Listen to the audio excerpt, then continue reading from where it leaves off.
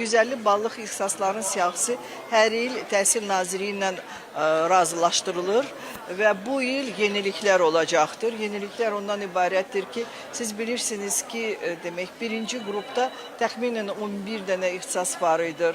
150 balla ora qəbul oluna bilərdiniz. Orada əsasən 7 ixtisas kənd təsərrüfatına aiddir və 4 ixtisas deyəsən RK alt qrupuna aiddir.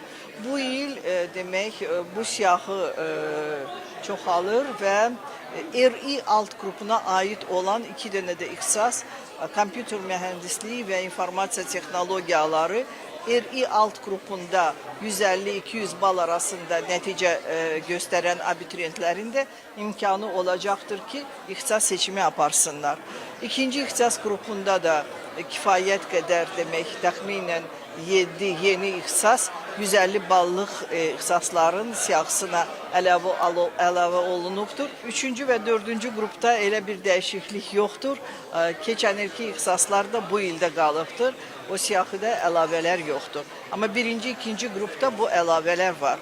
Bu da mənə elə gəlir ki, kifayət qədər xoş xəbərdir həmin o abituriyentlər üçün.